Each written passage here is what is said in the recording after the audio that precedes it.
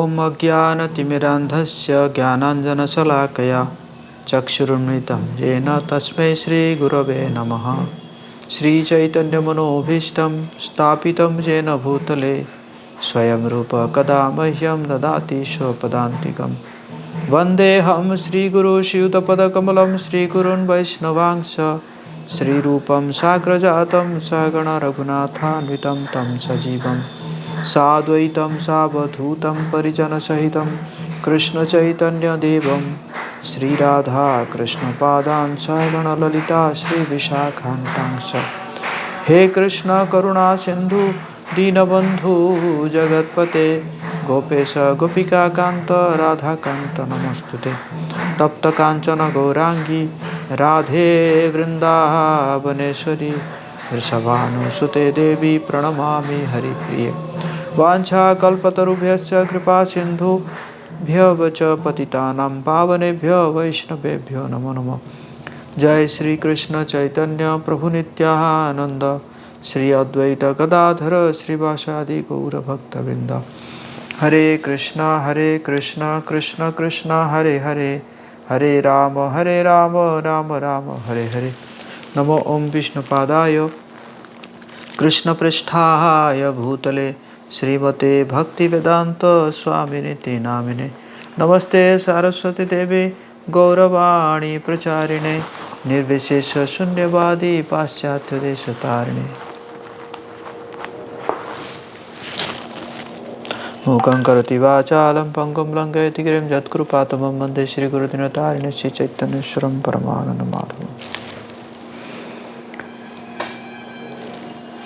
हरे कृष्णा। सभी भक्तों का हार्दिक स्वागत करते हैं। आज श्री चैतन्य मंगल जो सीरीज है, आज दूसरा दिन है। तो आप सब कल सुने थे और तो उसी का आज कंटिन्यूशन होगा।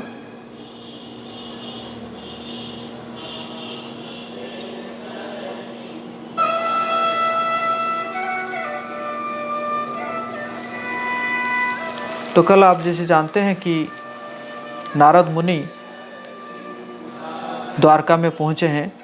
आध्यात्मिक जगत में जो द्वारका धाम है वहाँ पे पहुँचे हैं और नारद मुनि बहुत दुखी थे कलयुग की स्थिति को देखकर। लेकिन भगवान उनके दुख को समझकर भगवान वहाँ पे कहते हैं कि मैं कलयुग में नवद्वीप में प्रकट होऊंगा गौर वर्ण में, और मैं पूरे संसार में हरि नाम का प्रचार करूंगा। मैं खुद अपना भक्त बनूंगा और अपना भक्त बनकर मैं भक्ति का प्रचार करूंगा। वहीं से फिर हम आगे बढ़ाते हैं श्रील लोचनदास ठाकुर जी के आशीर्वाद से।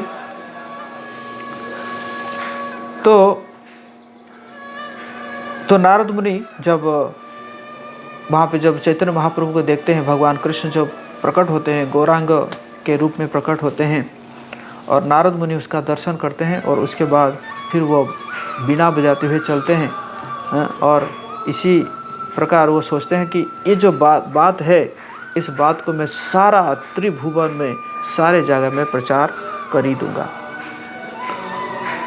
चलिला नारद मुनि बीणा बजाइया এই মন কথার সে পরবশ হইয়া কি দেখিলু অপরূপ গোরা রূপ ঠাম কি দেখিলু সকরুণ অরুণ নয়ন কি দেখিলু আমিয়া অধিক পরকাশ কি দেখিলু শ্রীমুখের মধুরিমা হাস যত যত অবতার সব হইতে সার কভু নাহি দেখি হেন প্রেমার ভণ্ডার सफल जन्म दिन सफल नयन कि देखिलु गोरा रूप प्रसन्न बयान। कह रहे कि नारद मुनि ने अपनी बीणा बजाई और वहाँ से प्रस्थान कर गए।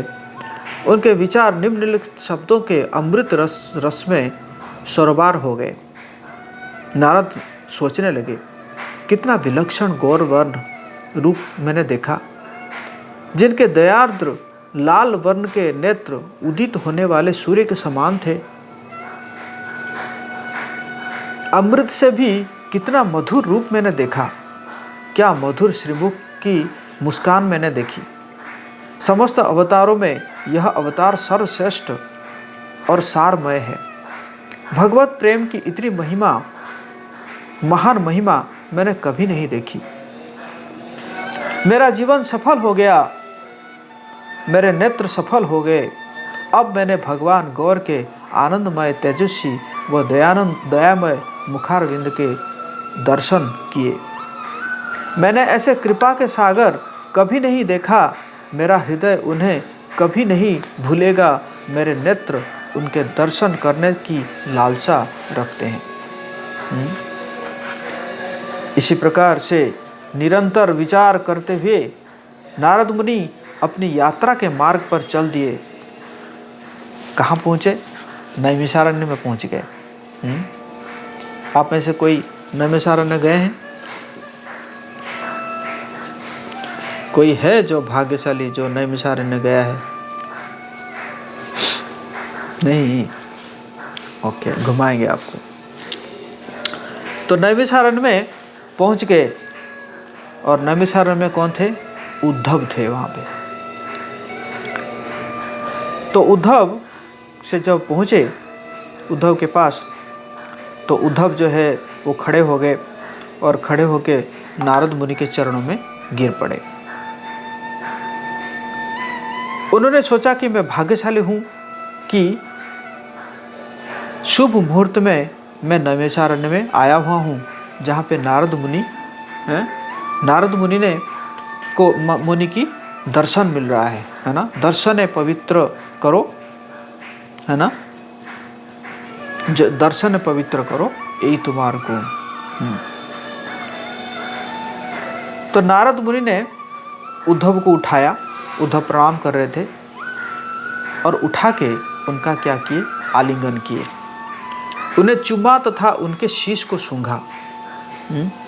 बड़े जब छोटे के शीश को सूंघते हैं तो छोटे का आयु बढ़ जाता है, ऐसे कहा जाता है ना।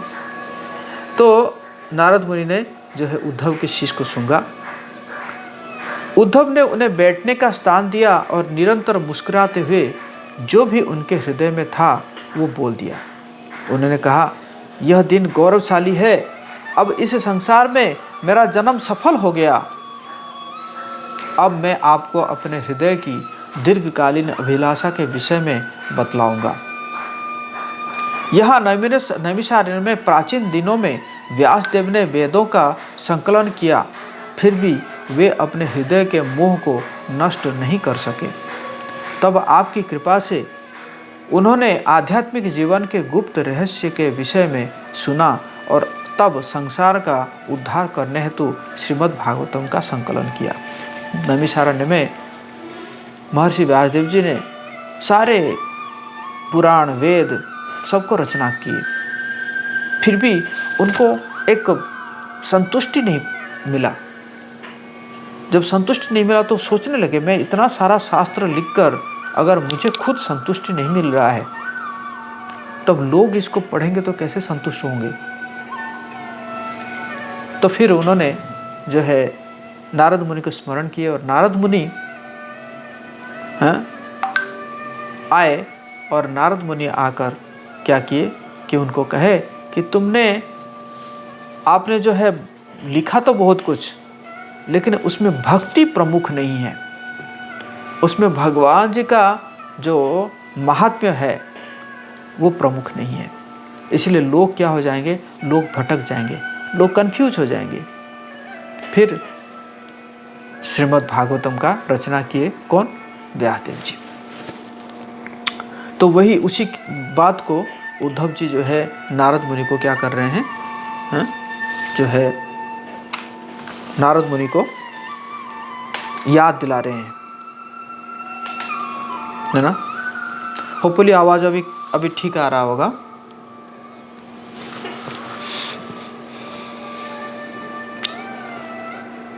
ओके। तो आप अकेले ही इस सत्य को जानते हो, हे नाथ, आप परम पुरुष भगवान के हृदय से अवगत है, कृपया मुझे बताइए कि भविष्य में क्या होगा। कलयुग चल रहा है, इस कलयुग में ये भविष्य में क्या होने वाला है। इस प्रकार उद्धव जो है नारद मुनि से प्रश्न पूछते हैं। मेरा हृदय कलयुग के लोगों का उद्धार करने की लालसा रखता है। कलयुग में लोग पाप से पूर्ण हैं, उनके नेत्र और हृदय अंधे हो चुके हैं। उद्धव जी भी बड़े दुखी है कि क्या है कि ये कैसे होगा, ये जो है कलयुग के लोग जो है कैसे उद्धार पाएंगे, क्योंकि वो तो पापमय कर्म में जो है लगे हुए हैं।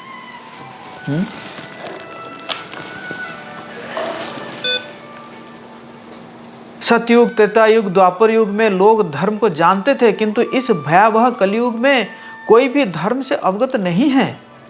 प्रत्येक व्यक्ति पापी है। मेरे प्रति करुणा प्रदर्शित करके कृपया मेरे संशयों तथा भय को नष्ट कीजिए। आपके अतिरिक्त, आपसे अधिक दयालु कोई भी नहीं है। प्रसन्नचित्त नारद मुनि ने मुस्कुराते हुए कहा, हे उद्धव, हे भगवान हरि के सेवक, आपने जो प्रश्न पूछा वो बड़ा उत्तम है। Good question. मैं आपको एक बड़ा रहस्य बतलाऊंगा। मैंने भी अपने हृदय में आपके समान ही घोर दुख का अनुभव किया था, किंतु अब मैं जान गया कि कलयुग के लोग अत्यंत भाग्यशाली है। हरि बोल। कलयुग के लोग अत्यंत भाग्यशाली है। नारद मुनि कह रहे हैं, मतलब सतयुग, त्रेता युग, द्वापर युग से भी कलयुग के लोग ज्यादा भाग्यशाली है। क्यों? अन्य लोग उनके समान भाग्यशाली नहीं हैं। सतयुग अन्य युगों में युग धर्म अत्यंत कठोर था, परंतु कलयुग में युग धर्म केवल हरि के पवित्र नामों का उच्चारण करना ही है। दूसरे समय में कितना कठोर था, और कलयुग में क्या करना है? बस हरे कृष्णा कृष्णा कृष्णा हरे हरे, हरे राम राम राम हरे हरे। नाम गुण संकीर्तने बंध मुक्त होया, नृत्य गीते बुले यम भय एड़ाइया। कलयुग में केवल भगवान हरि की महिमा का गुणगान तथा पवित्र भगवान नाम के उच्चारण मात्र से लोग भव बंधन से मुक्त हो जाते हैं।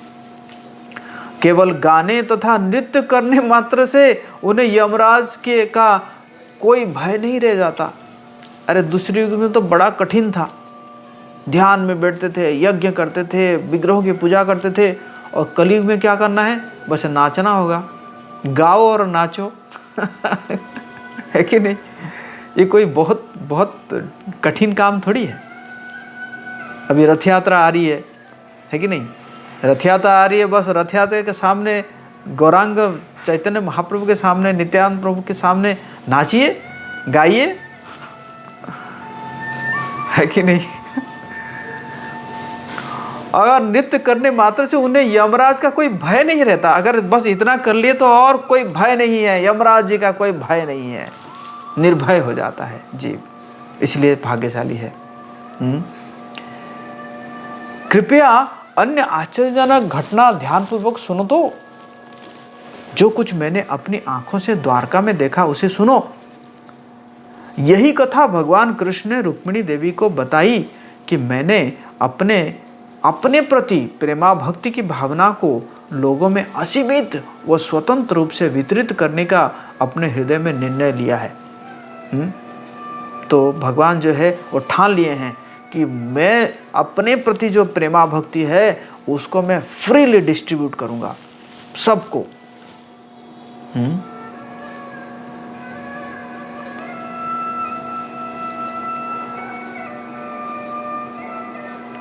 जैसे ही भगवान कृष्ण रानी रुक्मिणी को अपनी गोद में बिठाकर अपने सिंहासन पर विराजमान हुए, मैं निराशजनक हृदय सहित उनके पास पहुंचा। मुझे दुखी व उदास देखकर भगवान कृष्ण ने मुझसे पूछा, हे नारद, तुम्हें ऐसी स्थिति में देखकर मैं तुमसे पूछना चाहता हूँ तुम्हारी ऐसी स्थिति क्यों है? भगवान के चरणों में पहुंचकर मैंने उन्हें अपने हृदय के विचारों को व्यक्त कर दिया। प्रसन्नतापूर्वक मुस्कुराते हुए भगवान ने कहा कि रुक्मिणी मेरे चरणों के प्रेम की महिमा के विषय में मुझसे वार्ता करती है। उनके शब्दों को सुनकर यद्यपि मैं स्वयं परमेश्वर हूँ, तब भी उस प्रेम की महानता द्वारा अभिभूत हो जाता हूँ, परास्त हो जाता हूँ। भगवान कह रहे हैं मैं परास्त हो गया जब अपनी जो है चरणों की महिमा जब मैंने सुना रुक्मिणी से, तो मैं अभिभूत हो गया और मैं परास्त हो गया। मैं उस प्रेम के आनंद का आस्वादन करूंगा और संपूर्ण विश्व को उसका आस्वादन करवाऊंगा। विनम्र स्वभाव ग्रहण करके मैं कलयुग में प्रकट होऊंगा। कलयुग भयावह है, यह पापों से भरा हुआ है। इस युग में धर्म उपस्थित नहीं है, इसलिए जगत को शिक्षा देने हेतु मैं दीनहीन भाव धारण करूंगा। सन्यासी बन जाऊंगा मैं, विनम्र बन जाऊंगा। इस प्रकार से बारंबार बोलते हुए भगवान कृष्ण ने आध्यात्मिक प्रेम से भरा चौड़े वक्षस्थल तथा उनके घुटनों का स्पर्श करती दो भुजाओं वाला स्वर्ण के सदृश वैभवपूर्ण गौर वर्ण रूप प्रकट किया। तब उन्होंने प्रतिज्ञा की, मैं अपने प्रति आध्यात्मिक प्रेम का विस्तृत रूप से वितरण करूंगा। जो मैंने देखा तथा सुना वही मैं आपको बता रहा हूं। कौन कह रहे हैं? नारद मुनि कह रहे हैं उद्धव जी को। अब मैं अन्य लोगों को भी यह सब बताने के लिए जगत में यात्रा करूंगा। तो अब जो है नारद मुनि कह रहे हैं, करके मैंने तुम्हें तो बता दिया, अब यही बात जो है मैं सब जगह में जाऊंगा, सब जगह में जो है बैनर लगाऊंगा, सब जगह में एडवर्टीजमेंट करूंगा, सब जगह में जो घोषणा करूंगा है कि नहीं? सुनो सुनो सुनो। नारद जी के शब्द सुनकर उद्धव भगवत भाव से अभिभूत हो गए। नारद मुनि के चरणों में गिरकर वो हर्ष से रोने लगे। हे नारद, यह अद्भुत एवं विस्मयकारी कथा आपने हमें कही है। जिन शब्दों ने मेरी प्राण रहित देह में प्राण डाल दिए हैं, आपके शब्दों ने इस जोर से पीड़ित शरीर को शीतलता प्रदान कर दी है। फिर नारद मुनि अपनी वीणा बजाते हुए प्रसन्नतापूर्वक वहां से प्रस्थान कर गए।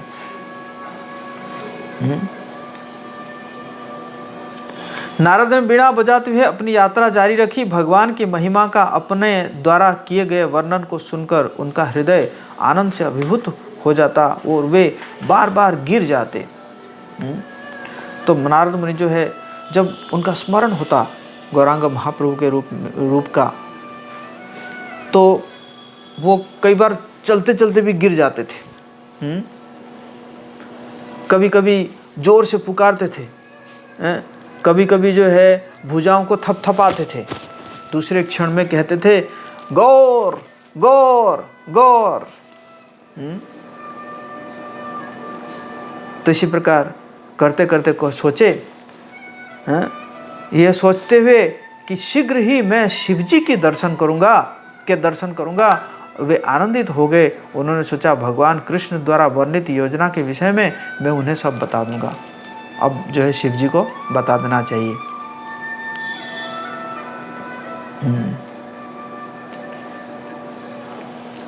और क्या बताऊंगा मैं ये बताऊंगा जिस प्रेम को प्राप्त करने के लिए ब्रह्मा शिवजी तथा अनंत याचना करते हैं, उस प्रेम को परम पुरुषोत्तम भगवान कलयुग में नीच से नीच पापी व्यक्तियों को भी वितरित करेंगे। हमारे जैसे हैं नीच से नीच पापी व्यक्ति हम लोग हैं, हम सबको भी भगवान जो है क्या कर रहे हैं, भक्ति में लगाए हैं, है कि नहीं?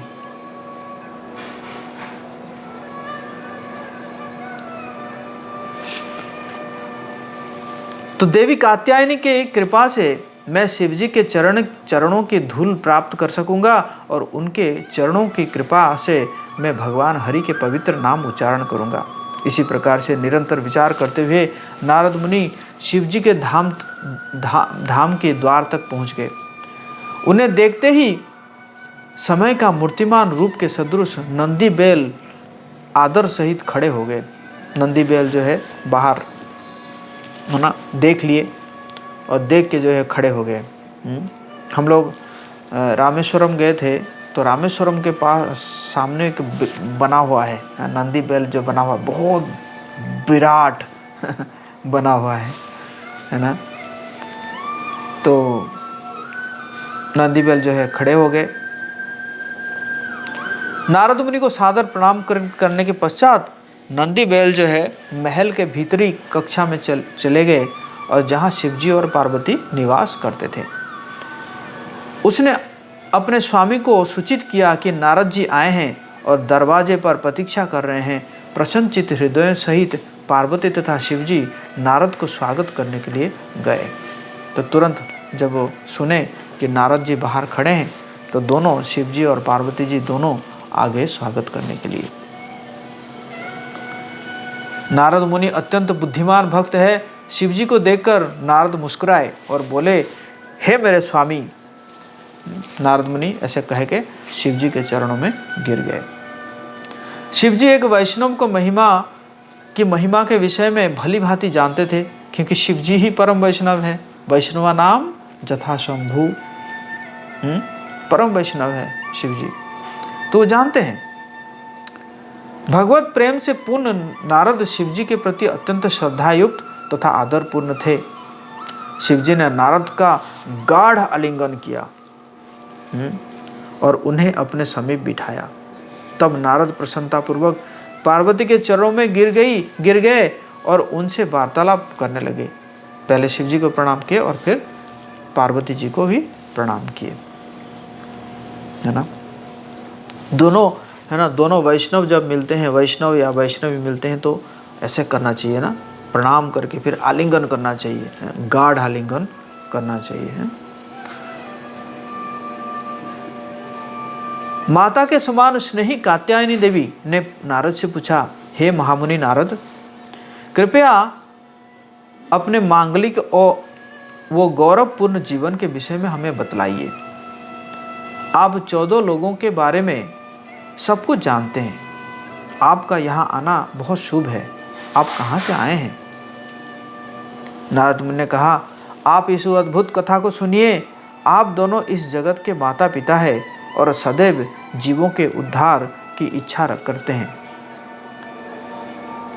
प्राचीन काल में जिस महान रहस्य के विषय में आपने सुना था, अब आप इसे भूल गए हैं।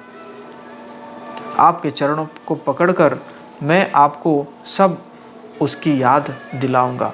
कुछ प्राचीन काल की बातें हैं जिसको जो है पार्वती माता भूल गई है। तो नारद मुनि कह रहे हैं कि मैं क्या करूंगा, उसका जो है आपको याद दिलाऊंगा।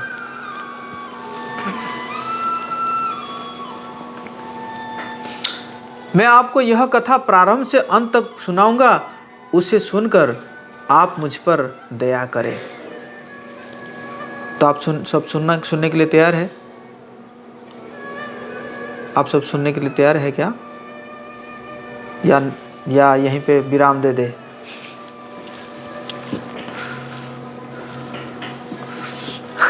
ओके, अगर तैयार है तो हम कहेंगे। प्राचीन समय में उद्धव ने भगवान श्री कृष्ण से पूछा था, जब आप अप्रकट हो जाओगे तब इस पृथ्वी पर क्या होगा? उद्धव ने पूछे थे भगवान जी को, क्या पृथ्वी पर कोई भक्त शेष बचेगा? इन शब्दों को सुनकर भगवान श्री कृष्ण ने आत्म साक्षात्कार के विज्ञान का वर्णन किया था। उन्होंने कहा, मैं जल हूँ, मैं भूमि हूँ, मैं पृथ्वी हूँ, मैं ही वृक्ष हूँ, मैं देवी देवता तथा गंधर्व हूँ, मैं ही यक्ष तथा राक्षस हूँ, मैं सृजन तथा संहार हूँ, मैं समस्त प्राणियों में प्राण हूँ, मैं सर्वस्व हूँ, मैं अंतस्थ कैसे हो सकता हूँ? भगवान कृष्ण के इन शब्दों को सुनकर उद्धव ने अचानक अपना हाथ अपने वक्ष स्थल पर मारा और निष्कपट भाव से हृदय के अंतस्थल से बोले। उन्होंने कहा, स्वामी आप तो सर्वस्व है, यह मैं जानता हूं। आपसे अलग कोई भी वस्तु केवल दुख वो पीड़ा ही है, परंतु आपके चरण कमल मुझे आपसे अधिक प्रिय है। उद्धव भी यही बात बोल रहे हैं? तुम्ही सर्वमय प्रभु आमी यह जानी, तुम्हारे अधिकतर पद दुई खानी। आपसे जो है ज्यादा प्रिय क्या है? आपके दोनों चरण हैं। अपने मुख से उन महान आत्माओं का उपयुक्त रूप से वर्णन करने की शक्ति मुझ में नहीं है, जो चमकते हुए चंद्रमा सदृश आपके पांव के अंगूठे के नाखूनों का आश्रय स्वीकारे हुए हैं। आपके द्वारा उपभोग की गई मालाओं, सुगंधित तेलों, वस्त्रों तथा गहनों से अपने को सजाकर और आपका झूठन खाकर हम आपके दास निश्चय ही आपकी माया को जीत सकेंगे। भगवान का झूठन प्रसाद के रूप में है कि नहीं? जब पाएंगे तो क्या होगा? क्या हो जाएगा? हम माया को भी जीत सकेंगे। उद्धव ने कहा, आपके उच्चिष्ट का भोग करके भगवान हरि का यह सेवक आपकी माया शक्ति पर विजय प्राप्त कर लेगा, इसलिए आपके जूटन का सेवन करने के लिए मैं लालायित रहता हूँ। उद्धव जो है वो भगवान कृष्ण जैसा ही दिखते थे, और भगवान जी के जितने भी पुराने कपड़े हैं वो सबको वही पहनते थे। उद्धव जी पहन लेते थे, है ना, उच्चिष्ट।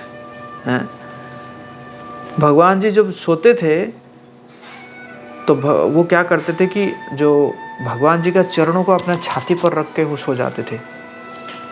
ऐसे बृहद भागवतामृत में वर्णन है ना।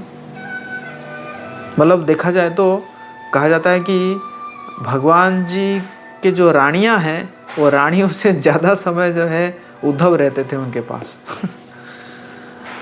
वहाँ जाते थे तो अर्जुन रहते थे, और यहाँ रहते थे तो उद्धव रहते थे। हाँ?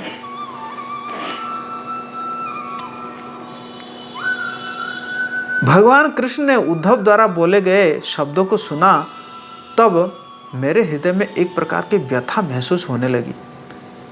इतने दिनों से मैं भक्ति मार्ग पर चलता रहा, फिर भी आज तक मुझे भगवान के उच्चिष्ट का सेवन करने का के महत्व का ज्ञान नहीं था। नारद मुनि जब सुने कि उद्धव कह रहे हैं कि आपके उच्चिष्ट का भोग करके भगवान हरि का यह सेवक आपकी माया शक्ति पर विजय प्राप्त कर लेगा, इसलिए आपके झूठन का सेवन करने के लिए मैं लालायित रहता हूँ। कौन कह रहे हैं? उद्धव कह रहे हैं।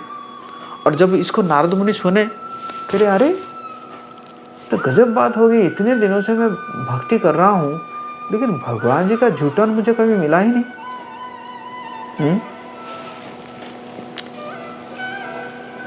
भगवान कृष्ण के झूठन की शक्ति से उद्धव अत्यंत शक्तिशाली हो गए। भगवान कृष्ण की उपस्थिति में उन्होंने उनके उच्चिष्ट का सेवन किया। मैंने उस प्रकार से कभी भी भगवान के महाप्रसाद का सेवन नहीं किया था। मैंने अपने हृदय में सोचा, भगवान ने मेरे साथ छल किए हैं, मुझे धोखा दिए हैं। नारद मुनि कह रहे हैं अरे ये उद्धव जो है इतना प्रसाद पाया है और मुझे कभी भी प्रसाद नहीं मिला, कभी उच्चिष्ट नहीं मिला मुझे, हैं? इसका मतलब तो भगवान मेरे साथ बड़ा धोखा किए हैं। मैं निरंतर अपने बुद्धि से सोचने लगा कि कैसे मुझे महाप्रसाद प्राप्त होगा और क्या उपाय करने से भगवान मुझ पर प्रसन्न होंगे। इन विचारों के अमृत रस से सरोबार होकर मैं वैकुंठ चला गया। कई दिनों तक मैंने देवी लक्ष्मी की सेवा की। नारद मुनि क्या कर रहे हैं? लक्ष्मी देवी की सेवा कर रहे हैं, है ना। बहुत दिनों तक लक्ष्मी देवी की सेवा कर रहे हैं। प्रसन्न हैया देवी परितोष बोले, मागवर दीव बोली प्रतिज्ञा करिल। प्रसन्न होकर लक्ष्मी देवी ने मुझे एक वरदान दिया। उन्होंने कहा, मैं प्रतिज्ञा करती हूँ मैं तुम्हें वरदान दूंगी। सेवा से प्रसन्न हो जाते हैं ना, है कि नहीं। उनके शब्दों को सुनकर मैंने अपने हृदय की आकांक्षा को दोहरा दिया। अपने दोनों हाथ जोड़कर तथा अत्यंत गंभीर होकर मैंने कहा, कई दिनों से मेरे हृदय में एक तीव्र अभिलाषा जागृत हुई है। प्रत्येक व्यक्ति जानता है कि मैं नारद आपका सेवक हूँ, फिर भी मैंने कभी भी आपके महाप्रसाद उच्छिष्ट का आस्वादन नहीं किया। किस प्रकार का मैं सेवक हूँ? हाँ?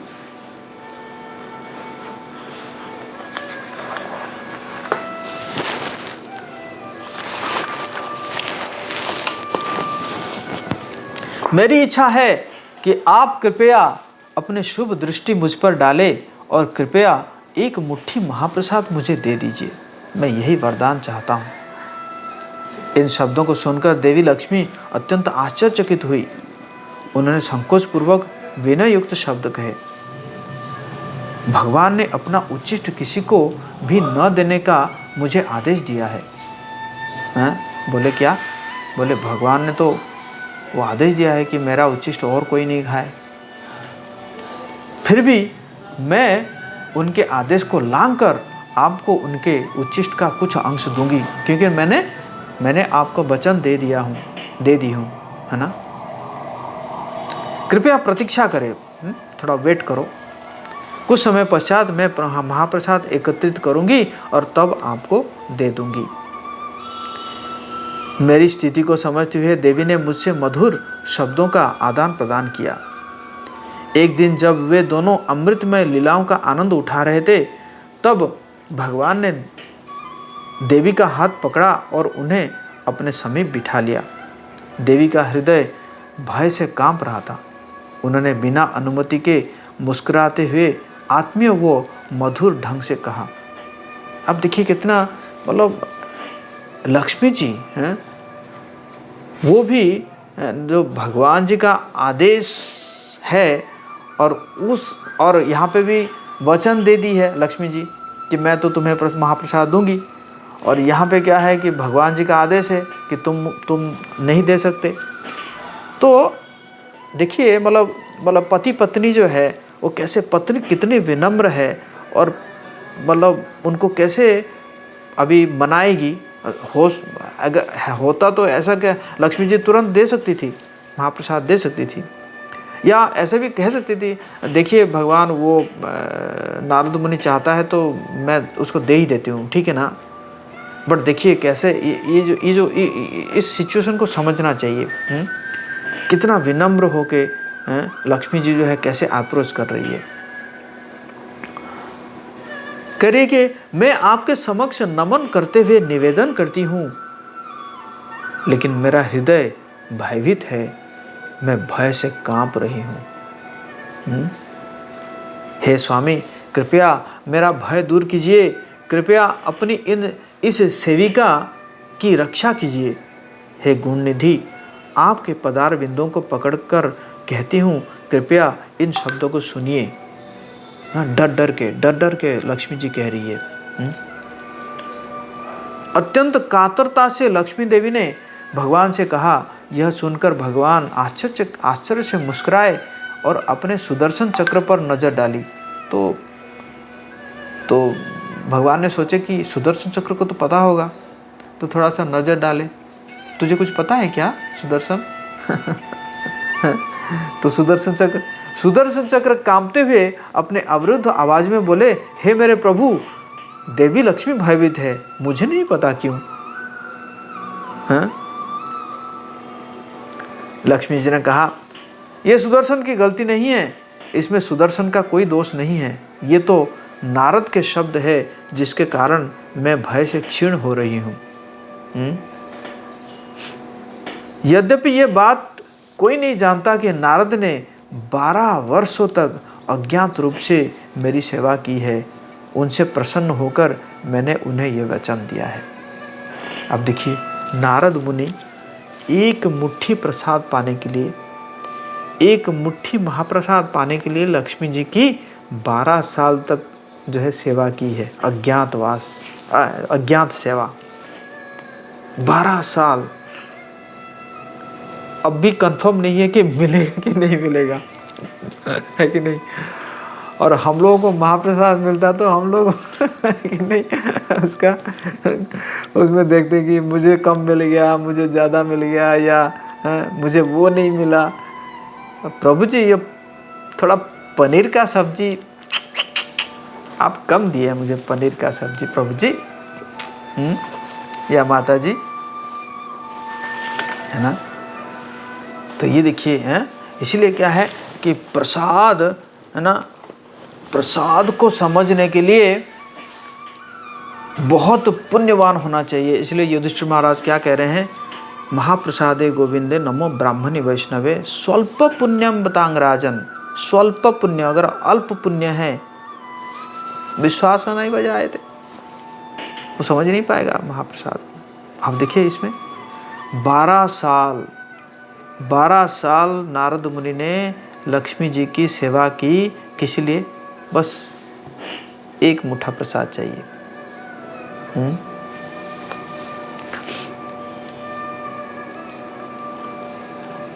मुझसे वरदान मांगो मैं तुम्हें दूंगी, जो मैं कह रही हूँ वो सत्य है, यही सच है। हे मुनि, मैं व्रत लेती हूँ कि अपना वचन पूरा करूँगी। तब नारद ने वरदान के रूप में आपका उच्चिष्ट मांगा है, परंतु आपके आदेश का उल्लंघन करने का सामर्थ्य मुझ में नहीं है। मेरे द्वारा बोले गए शब्दों ने मुझे घोर संकट में डाल दिया है। हे नाथ, कृपा करके अपनी सेविका की रक्षा कीजिए, कृपया मेरी इस विपदा को दूर कीजिए। इन शब्दों को समझकर भगवान ने कहा, हे लक्ष्मी, कृपया सुनो, तुम्हारा कथन एक बहुत बड़ी गलती थी। भगवान ने कहा, है ना, ये जो कर दिया है आपने, बट ये दिस इज योर मिस्टेक, ये गलती है।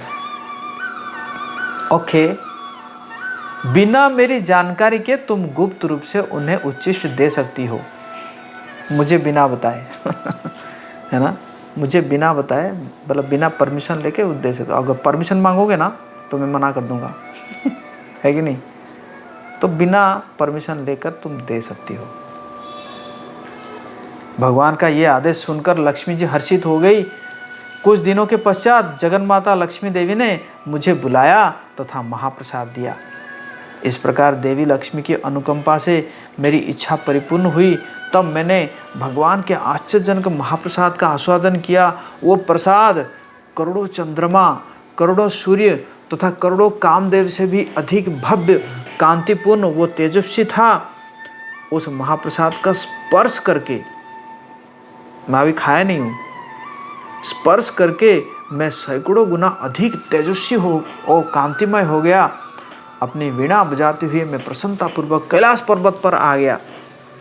मुझे देखकर शिवजी ने मेरे विषय में पूछा। मैंने मुस्कुराते हुए कहा, आज तुम कुछ विलक्षण दिख रहे हो।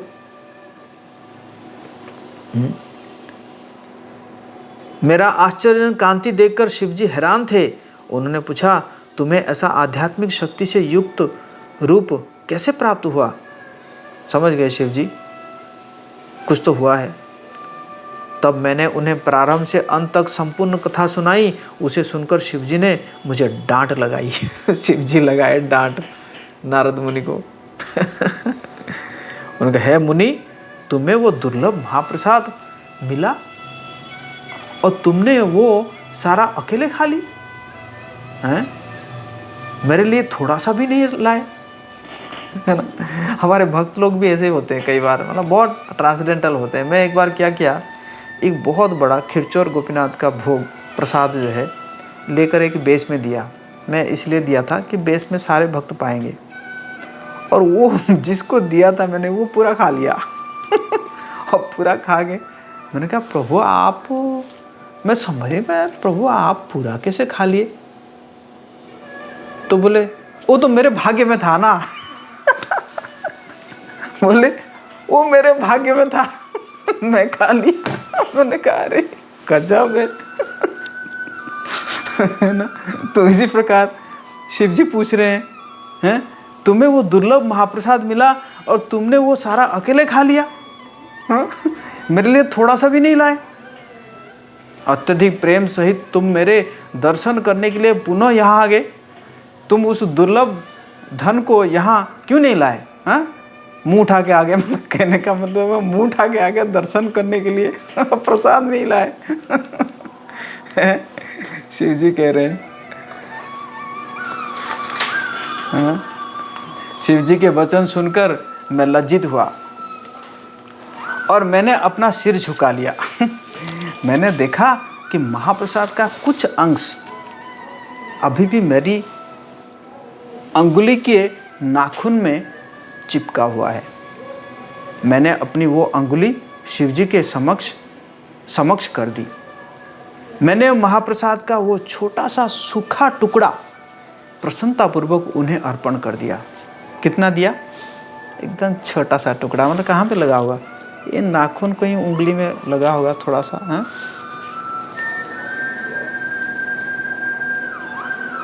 और उन्होंने तनिक भी संकोच नहीं किया, हैं, तनिक भी संकोच नहीं किया कि पनीर कम दे रहे हो करके, है ना, पनीर का प्रसाद कम दे रहे हो या है कि नहीं, पकोड़ा कम दे रहे हो, ऐसे नहीं बोले वो। उन्होंने पूरा थोड़ा सा भी संकोच नहीं किया, तुरंत ही महाप्रसाद को अपने मुख में डाल लिए, तुरंत।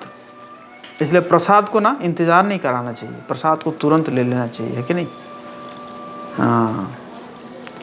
तब भी शिवजी ने हर्षपूर्वक नृत्य करना आरंभ कर दिया। जैसे ही उनके कदम भूमि पर पड़ते, प्रत्येक कदम के साथ जमीन हिलने लगती। जैसे ही महाप्रसाद पाए तो शिवजी क्या के नाचने लग गए। हाँ, नटराज आप देखे होंगे, हैं, तो नृत्य करने लगे और ऐसे नाचते थे पूरा धरती जो है वो हिल जाती। अत्यधिक प्रेम के कारण सुमेरु पर्वत भी टलमल करने लगा और धरती हिलने लगी। योगेश्वर शिव प्रेमा भाव से कांप उठे, उन्हें स्वयं का विस्मरण हो गया। उनके भारी कदमों ने पृथ्वी को नीचे रसातल लोक तक धकेल दिया। पृथ्वी भी जो है क्या हुआ, धीरे धीरे नीचे चलने लगी। भगवान अनंत के फन भगवान कुर्म की पीठ पर टिके थे। तो पहले कौन है?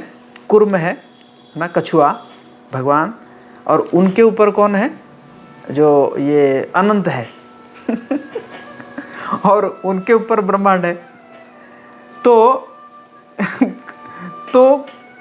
कछुआ भगवान जो है, कुर्म भगवान, वो सोच रहे हैं कि क्या हो गया।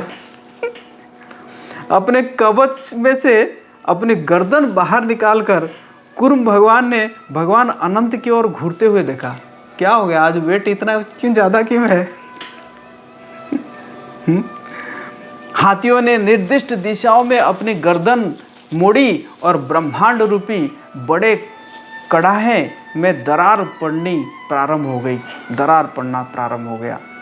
शिवजी का भार सहन न कर पाने के कारण अस्त व्यस्त होकर पृथ्वी देवी उनके निवास की ओर दौड़ी। पृथ्वी देवी परेशान हो गई। अब जो है क्या करना चाहिए, तो दौड़ने लगी।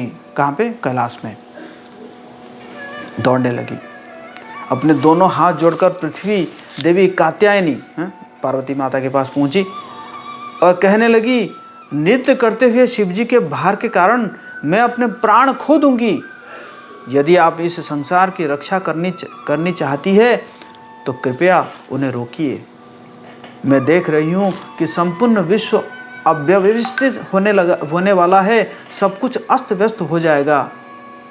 पृथ्वी देवी के दुख भरे शब्दों को सुनकर पार्वती देवी तुरंत शिवजी के पास दौड़ी। प्रेम के अमृत रस से पूर्ण शिवजी नृत्य कर रहे थे। देवी ने कटु वचन बोलकर शिवजी को भावावेश से बाहर निकाला। शिवजी को जो है उनका भाव का अभाव कर दिया कात्यायनी देवी ने। बाह्य चेतना में लौटने के उपरांत शिवजी अत्यधिक दुखी हुए। देवी पार्वती को देखकर वे कठोर चित्त होकर बोले,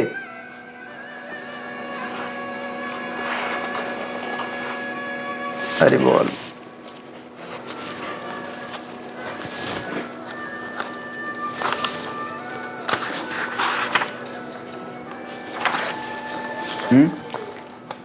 क्या बोले? तुमने ये क्या किया, तुमने ये क्या किया? हे देवी, तुमने मेरी भावमय समाधि की भंग कर दी। समाधि भंग करना तो मेरी मृत्यु हो जाने के समान है। तीनों लोकों में तुमसे बढ़कर कोई मेरा शत्रु नहीं है। शिव जी कह रहे हैं, तुमने मेरे आनंद का विनाश क्यों किया? शिव जी के अति व्यथित शब्दों को सुनकर देवी पार्वती ने कहा, स्वामी कृपया पृथ्वी देवी की ओर तो देखिए, जो अब आपके समक्ष खड़ी है। आपके चरणों के दबाव ने इन्हें नीचे रसातल लोक तक धकेल दिया। यह भौतिक सृष्टि संहार की चरम अवस्था के बहुत निकट है, इसलिए मैं कटुतापूर्वक बोली। हे स्वामी, कृपया मेरे अपराध को क्षमा कर दीजिए। शिवजी ने मुस्कुराते हुए देवी पार्वती को क्षमा कर दिया और पृथ्वी को विदा कर दिया। तब देवी ने विनम्रतापूर्वक पूछा, हे स्वामी, कृपा करके मेरा संशय दूर कीजिए। प्रत्येक दिन आप कृष्ण प्रेम के अमृत रस का आस्वादन करने में लीन होकर नृत्य करते हैं, परंतु आज पृथ्वी नीचे रसातल लोक में क्यों जा रही थी? आज आपका रूप करोड़ों सूर्य के समान चमक रहा है। यह भौतिक ब्रह्मांड इतना तेज सहन नहीं कर सकता है। तो शिव जी का जो है रूप क्या हो गया? करोड़ों सूर्य के समान चमक रहा है, मतलब इतना तेज है, कह रहे कि इस भौतिक ब्रह्मांड ये तेज को सहन नहीं कर सकता। आज आपने इतना अद्भुत असीम आनंद क्यों प्रकट किया? हे तेजस्वी नाथ, कृपया मुझे बताइए। शिव जी बोले, कृपा करके आनंदमय समाचार को सुनो। नारद मुनि ने मुझे भगवान नारायण का थोड़ा सा प्रसाद दिया है। भगवान विष्णु का प्रसाद अत्यंत दुर्लभ है। तीनों लोकों में इसे प्राप्त करना कठिन है। यह भगवान के होठों द्वारा स्पर्श किया गया अमृत है। यहाँ तक कि वेदों को भी भगवान के प्रसाद की महिमा का ज्ञान नहीं है। इवन क्या कह रहे हैं, वेद को भी पता नहीं है, है कि नहीं? वेद को भी पता नहीं है क्या है कि भगवान जी का प्रसाद का क्या महत्व है कि नहीं? मैंने भगवान को अर्पित किया गया प्रसाद खाया है। आज इस शुभ क्षण में मेरा जीवन सफल हो गया है।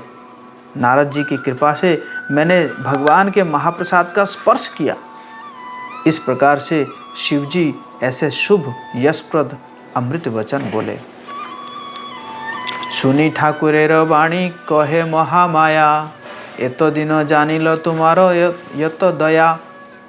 अर्धे अंगे धर मोरे सकली कपट, कैतव पीरिति आजी हईल प्रकट।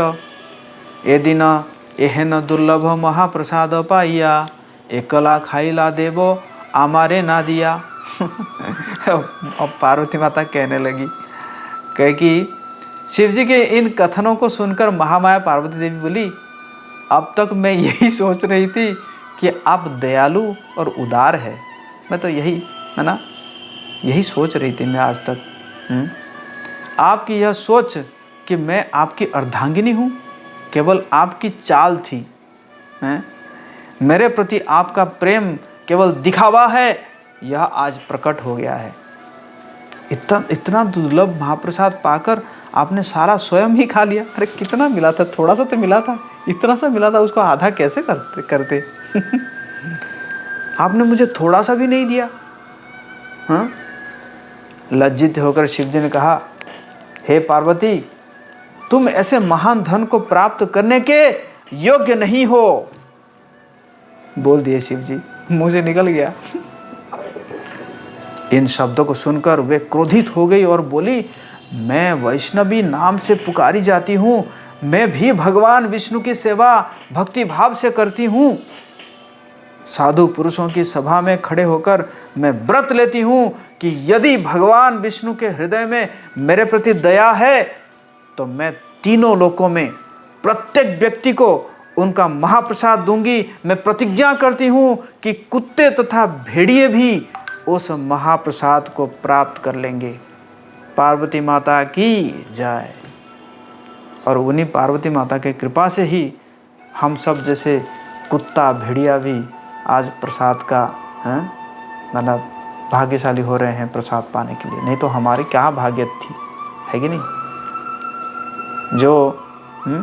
जो नारद मुनि 12 साल लक्ष्मी जी को सेवा करके उनको एक मुट्ठा मिला था और शिव जी को एक कण मिला था, तो पार्वती माता ने प्रतिज्ञा ले ली। देवी कात्यायनी की प्रतिज्ञा सुनकर वैकुंठ के स्वामी भगवान नारायण तुरंत वहां आ गए। देवी आदर सहित खड़ी हो गई और भगवान को प्रणाम किया। आंसुओं से युक्त नेत्रों से उन्होंने भगवान से प्रार्थनाएं की। उनका हृदय अभिभूत हो गया। आह भरते हुए उन्होंने बोलना प्रारंभ किया। अत्यधिक प्रसन्न चित्त होकर श्री लोचन दास ठाकुर यह वर्णन कर रहे हैं। भगवान नारायण ने धीरे से कहा, देवी उदास मत होना, जो तुम चाहोगी वही होगा। तुम्हारी माया की रस्सी से प्रत्येक व्यक्ति अंधा हो गया है। तुम्हारी सहायता से ही मैं जन्म एवं मृत्यु के लोक का सृजन करता हूँ। तुम मेरी प्रथम शक्ति हो। तुम भक्ति के सत्य को जानती हो। तुम मेरी मूर्तिमान भौतिक शक्ति हो। मैं कभी भी तुमसे बाहर नहीं हूँ, फिर भी मैं कहता हूँ कि तुम मुझसे बाहर हो। जिस कृपा के विषय में तुमने कहा वो कृपा मैं तुम्हें प्रदान करता हूँ। हरि बोल।